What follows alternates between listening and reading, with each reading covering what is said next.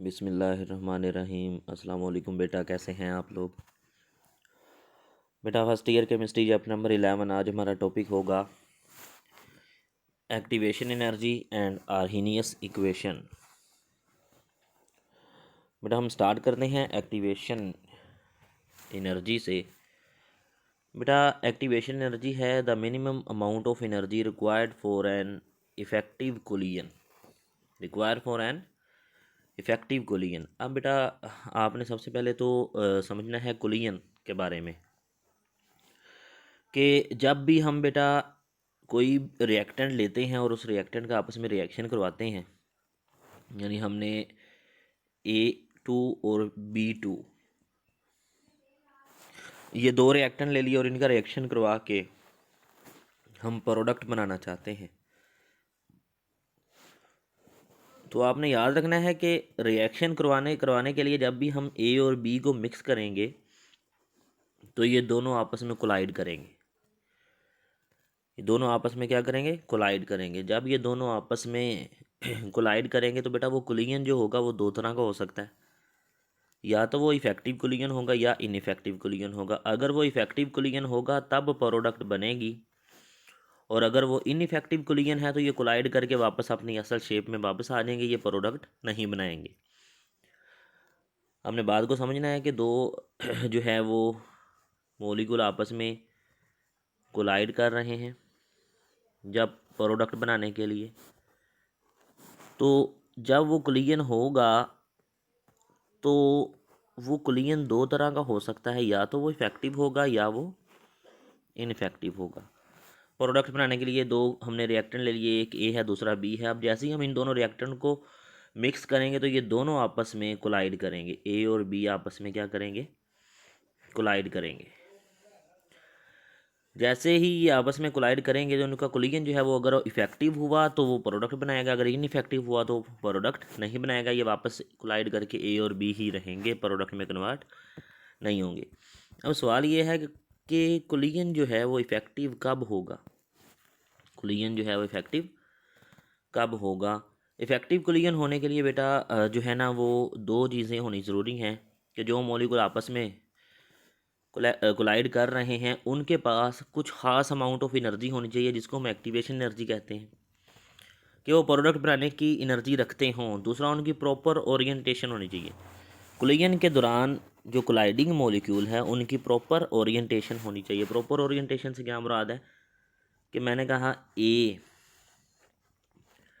जो है वो बी के साथ रिएक्ट करेगा तो प्रोडक्ट बनाएगा। बात को आपने गौर से समझना है। ए बी से रिएक्शन करेगा तो प्रोडक्ट बनेगी। अब वहाँ पे जब मैंने ए और बी के मॉलिक्यूल को कंटेनर में मिक्स कर देना है, तो और प्रॉपर ओरिएंटेशन का मतलब है कि ए का मॉलिक्यूल बी के मॉलिक्यूल के साथ कोलाइड करे। ऐसा ना हो कि ए का मॉलिक्यूल जो है वो ए के मॉलिक्यूल के साथ ही कोलाइड करता रहे, ठीक है, या बी का मॉलिक्यूल जो है वो बी के मॉलिक्यूल के साथ ही कोलाइड करता रहे। तो ये कोलिजन तो हो जाएगा ए और ए का और बी का, लेकिन ये इनइफेक्टिव कोलिजन होगा, ये इफेक्टिव कोलिजन नहीं होगा, क्योंकि प्रॉपर ओरिएंटेशन नहीं है। प्रॉपर ओरिएंटेशन होने होने का मतलब ये है कि वो मॉलिक्यूल ही आपस में कोलाइड करें, वही मॉलिक्यूल आपस में कोलाइड करें जो कि प्रोडक्ट बनाने वाले हैं। तो ये दो बातें होनी चाहिए। तो आप इन पॉइंट्स को थोड़ा सा रीड कर लें, आपको आइडिया हो जाएगा। वो कहता है during a chemical reaction reactant के particles must form a homogeneous mixture and collide with one another. एक दूसरे से कोलाइड करने चाहिए। ये कोलिजन जो होंगे ये इफेक्टिव भी होंगे, इनइफेक्टिव भी होंगे। ये एनर्जी पे डिपेंड करता है पार्टिकल की। जब ये कोलिजन इफेक्टिव होंगे तो प्रोडक्ट बनेगी, otherwise colliding particles just bounce back, otherwise product नहीं बनेगी। इफेक्टिव कोलिजन कब होगा? when the colliding particles will possess a certain amount of energy and they approach each other with proper orientation। proper orientation से वो एक दूसरे को approach करते हैं। proper orientation का मतलब है at the time of collision, जब कोलिजन हो रहा है, the atom which are required to make new bond, यानी जो प्रोडक्ट बनाने वाले एटम है वो आपस में कोलाइड करें। If all the collision among the reacting species at a given temperature are effective in forming the product the reaction is completed. अगर तमाम होने वाले कोलिजन जो हैं वो इफेक्टिव हैं और प्रोडक्ट बन जाएगी तो रिएक्शन कंप्लीट हो जाएगी। हम मिसाल से समझते हैं, वो कहता है A2 हमारे पास एक मॉलिक्यूल है, ये रिएक्ट करेगा B2 से और प्रोडक्ट बनेगी AB। इसके लिए हमने एक इक्वेशन लिख ली। अब अगर इनकी एनर्जी जो है वो एक्टिवेशन एनर्जी के बराबर या उससे ज़्यादा होगी, यानी कि एक्टिवेशन एनर्जी वो एनर्जी जो प्रोडक्ट बनाने के लिए कम से कम एनर्जी हमें चाहिए, तो फिर ये कोलाइड करेंगे और इनके बॉन्ड ब्रेक होंगे और नए बॉन्ड बनेंगे और ये A2 और B2 जो है वो AB में कन्वर्ट हो जाएंगे। दरमियान में इनके एक एक्टिवेटेड कॉम्प्लेक्स बना है जिसने जो बता रहा है कि ये A और A के दरमियान में ये बॉन्ड जो है वो ब्रेक हो रहा है। A और A के दरमियान में बॉन्ड ब्रेक हो रहा है और A और B के दरमियान में बॉन्ड बन रहा है, तो ये एक्टिवेटेड कॉम्प्लेक्स होगा। तो ये बेटा आपने याद रख लेना है, इसको हम ट्रांजिशन स्टेट कहते हैं। ठीक है, ये पॉइंट आपने याद रख लेने।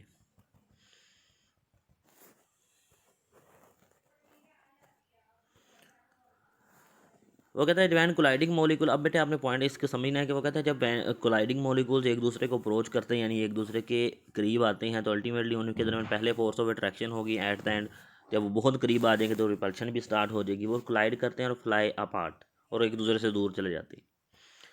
यानी कि दो मॉलिक्यूल थे, वो आपस में एक दूसरे के करीब आए, एक दूसरे से कोलाइड किया, कोलाइड करने के बाद फिर एक दूसरे से दूर चले जाएंगे। तो ये बेटा सूरत हाल होगी। अब वो कहते हैं कि अगर तो कोलिजन इफेक्टिव था तो ये जो फ्लाई अपार्ट, ये जो दूर जाने वाले मॉलिक्यूल हैं, ये दोनों प्रोडक्ट के मॉलिक्यूल होंगे।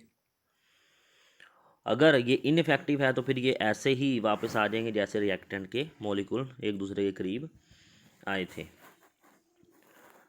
और जब वो कोलाइड करने के लिए एक दूसरे के करीब आएंगे तो अल्टीमेटली हम कह रहे हैं स्लो डाउन होंगे, तो उनकी काइनेटिक एनर्जी डिक्रीज़ करेगी और पोटेंशियल एनर्जी जो है वो इंक्रीज़ कर जाएगी।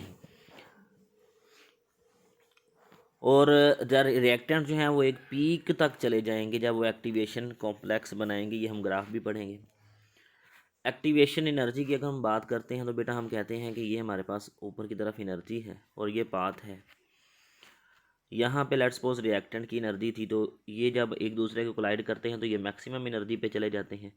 इस पीक और ये एनर्जी, रिएक्टेंट की एनर्जी और इस पीक का जो डिफरेंस है, ये हमारे पास होगा E A यानी एक्टिवेशन एनर्जी। ये क्या होगा? E A यानी एक्टिवेशन एनर्जी। जिन रिएक्टेंट के मॉलिक्यूल के पास इतनी एनर्जी होगी कि वो इस बैरियर को क्रॉस कर सकते हैं, एक्टिवेशन एनर्जी के बराबर एनर्जी होगी, वही प्रोडक्ट बनाएंगे, बाकी नहीं बना सकते। अब बेटा एक्टिवेशन एनर्जी एक्सोथर्मिक और एंडोथर्मिक रिएक्शन के लिए। एक्सोथर्मिक रिएक्शन वो रिएक्शन होता है जिसमें एनर्जी रिलीज होती है। इसका मतलब है प्रोडक्ट जो है वो लो एनर्जी लेवल पे एग्जिस्ट करते हैं और रिएक्टेंट से, और पोटेंशियल एनर्जी डिक्रीज करती है। एक्टोथर्मिक रिएक्शन वो रिएक्शन जिनमें प्रोडक्ट हायर एनर्जी पे लाई करते हैं और ओवरऑल एनर्जी एब्जॉर्ब होती है। तो अगर हम यहाँ पे बात करें, ये रिएक्टेंट की एनर्जी है। रिएक्टेंट के मॉलिक्यूल ने क्या किया, एनर्जी उनको कहीं सी सूरत में मिली, हमने दी, या किसी तरह उनको मिल गई, एक्टिवेशन एनर्जी उनको मिल गई, वो प्रोडक्ट में कन्वर्ट हुए। तो यहाँ से यहाँ तक उनको जितनी एनर्जी हमने दी है वो एनर्जी यहाँ तक वो रिलीज़ कर देंगे। इसके बाद प्रोडक्ट की एनर्जी चूँकि कम है, प्रोडक्ट कम एनर्जी पे एग्जिस्ट करते हैं, तो इतनी अमाउंट ऑफ एनर्जी वो और रिलीज़ करेंगे। तो ये जो रीजन है H रीजन, ये हीट हमें रिलीज़ होके नज़र आएगी। यानी कि हमने 10 जूल दी तो एनर्जी प्रोवाइड की होगी, तो वो 20 जूल एनर्जी रिलीज़ कर देगा रिएक्शन। तो 10 जूल रिलीज़ हो रही है ओवरऑल, तो हम कहते हैं ये एक्सोथर्मिक रिएक्शन है। एंडोथर्मिक रिएक्शन वो होता है जिसमें प्रोडक्ट की एनर्जी रिएक्टेंट की एनर्जी से ज़्यादा होती एनर्जी पे लाया करते हैं। तो ये रिएक्टेंट की एनर्जी है, हमने इनको एक्टिवेशन एनर्जी दी इतनी ताकि प्रोडक्ट बना सकें। उसके बाद उन्होंने इतनी एनर्जी रिलीज़ की और ये इतना हिस्सा जो है एनर्जी का वो जैसे भी रह गया। यानी कि अगर हमने 20 जॉल एनर्जी दी तो उन्होंने 5 जॉल रिलीज़ की, 15 जॉल रिलीज़ नहीं की। तो हम कहेंगे कि ओवरऑल एनर्जी जो है वो एब्जॉर्ब ही हुई है। तो ये ओवरऑल एनर्जी जो एब्जॉर्ब हुई है बेटा, इसको हम कह देंगे कि ये एंडोथर्मिक रिएक्शन होगा। इंथाल्पी चेंज और एनर्जी ऑफ एक्टिवेशन की डेफिनेशन बेटा आपने नोट कर लेनी है। नेक्स्ट हमारे पास finding the order of reaction. बेटा ऑर्डर ऑफ रिएक्शन कैसे हम निकालते हैं एक्सपेरिमेंटली। आप लोग जानते हैं कि ऑर्डर ऑफ रिएक्शन क्या होता है, वो होता है sum of exponents of the concentration. Rate expression में जो रिएक्टेंट की कंसंट्रेशन लिखी जाती है उनकी पावर जो होती है उनको ऐड करते हैं। वो रेट इक्वेशन लिख लें तो फिर ऑर्डर आसानी से निकाल सकते हैं। रेट इक्वेशन लिखने के लिए हम कौन से मेथड इस्तेमाल करते हैं? Method of hit and trial, graphical method इस्तेमाल करते हैं, डिफरेंशियल मेथड इस्तेमाल करते हैं, हाफ लाइफ मेथड इस्तेमाल करते हैं, या मेथड ऑफ लार्ज एक्सेस भी इस्तेमाल करते हैं। ये दोनों हमारी बुक में लिखे हुए हैं, ठीक है। हम इन दोनों को डिस्कस करेंगे। सबसे पहले हमारे पास है half life method. Half life method में हमने कहा था कि T1/2 इंटू एन, ये अपने लॉन्ग पॉइंट ऑफ व्यू से बेटा याद रखना है। एन यहाँ पे जो होगा बेटा वो हमारा ऑर्डर होगा। तो हाफ लाइफ रिएक्शन जो है ना, उसमें हमने कहा कि हाफ लाइफ ऑफ रिएक्शन, एक रिएक्शन की हाफ लाइफ इन्वर्सली प्रोपोर्शनल होती है रिएक्टेंट की इनिशियल कंसंट्रेशन के, और उस इनिशियल कंसंट्रेशन को हमने ए कहा था और उसकी पावर हमने कहा था कि less than the order of reaction. तो ये जनरल इक्वेशन थी। अब हमने कहा कि लेट्स सपोज हमारे पास एक ही रिएक्शन है जिसमें हमने दो इनिशियल कंसंट्रेशन ली हैं डिफरेंट, यानी एक वो रिएक्शन है जिसमें हमने A1 कंसंट्रेशन ले ली इनिशियल, और एक वो रिएक्शन है जिसमें हमने रिएक्टेंट की इनिशियल कंसंट्रेशन E2 ले ली। तो A1 रिएक्शन की कंसंट्रेशन के मुताबिक T1 हाफ लाइफ होगा और A2 के मुताबिक T2 जो है वो हाफ लाइफ होगा। तो हमने इसी इक्वेशन के अंदर ये वैल्यू पुट कर दी, ए की जगह पे A1 कर दिया और T1/2 की जगह पे T1 कर दिया। और यहाँ पे हमने ये भी ऐसे ही इसी से हमने ड्राइव किया, T1/2 की जगह पे हमने T2 कर दिया और ए की जगह पे A2 कर दिया। बाकी सारी बातें सेम आ गई। अब हमने इन दोनों इक्वेशन को डिवाइड कर दिया एक दूसरे पे। जब हमने इनको डिवाइड किया तो कांस्टेंट ऑफ प्रोपोर्शनैलिटी, तो कांस्टेंट ऑफ प्रोपोर्शनैलिटी से कैंसिल हो जाएगा ना जब हम इक्वल में कन्वर्ट करेंगे। तो हमारे पास आ जाएगा A2/A1 और उनकी पावर आ जाएगी n-1। अब हमने दोनों साइड पे लॉग ले लिया। जब हमने लॉग लिया तो दोनों साइड पे लॉग लिख दिया। अब बेटा लॉग में जो की प्रॉपर्टी है, जो पावर होती है वो शुरू में आ जाती है, तो n-1 शुरू में आ गया, log A2/A1 आ गया। अब n की वैल्यू हमने निकालनी है, तो हमने जो है बेटा वो यहाँ पे इसको इधर ला के डिवाइड कर दिया, इधर n-1 रह जाएगा और इधर आ जाएगा log T1/2 और log A2-A1। अब -1 इधर आ गया तो हमारे पास नेट रिजल्ट ये आ गया। तो ये तरीका है, हाफ लाइफ अगर हमारे पास हो तो हम n निकाल सकते हैं। और आप लोग जानते हैं n यहाँ पे क्या है, n is the order of reaction. n क्या है? That is the order, n order है। दूसरा मेथड है बेटा method of large access. Method of large access के आप लार्ज एक्सेस वाला मेथड इस्तेमाल कर लें। कैसे? कि आपके पास दो रिएक्टेंट हैं ए और बी, ये आपस में रिएक्शन करते हैं और प्रोडक्ट सी बनाते हैं। अब मैंने क्या किया, मैंने बी को एक्सेस में कर दिया। अब लोग जानते हैं जो रिएक्टेंट एक्सेस में होता है रिएक्शन की रेट उस पर फिर डिपेंड नहीं करती। जब मैंने बी को एक्सेस में किया तो रिएक्टेंट की रेट सिर्फ और सिर्फ डिपेंड करेगी ए के ऊपर। तो मैंने इसकी कंसंट्रेशन चेंज करके बढ़ा के कम करके देखा कि उसका रिएक्शन की रेट के ऊपर क्या फ़र्क पड़ता है। लेट्स सपोज कि मैंने ए की कंसंट्रेशन जो है ना वो डबल कर दी, तो रिएक्शन की रेट भी डबल होगी। इसका मतलब है कि rate is directly proportional to, यानी मैंने इसकी कंसंट्रेशन को डबल किया तो रेट भी क्या हो गई, डबल होगी। तो मैंने कहा कि rate is directly proportional to the concentration of A, तो इसकी पावर 1 पे आ गया। ठीक है, अब मैंने ये इक्वेशन लिख लेनी है। अब मुझे ए के हिसाब से रिएक्शन की रेट का पता चल गया है। अब मैंने बात चेंज कर देनी है। अब मैंने दोबारा क्या करना है, मैंने दोबारा ए को एक्सेस में ले लेना है, क्योंकि ए का मुझे पता था। अब मैंने ए को एक्सेस में कर लिया और बी जो है ना इसको मैंने चेंज करना है, इसको मैंने डबल किया तो रिएक्शन की रेट भी डबल होगी। अब रिएक्शन की रेट जो है वो ए पे तो डिपेंड नहीं करती, रेट भी डबल होगी। तो मैंने कहा कि रिएक्शन की रेट जो है ना वो ए के मुताबिक भी डायरेक्टली प्रोपोर्शनल ही है।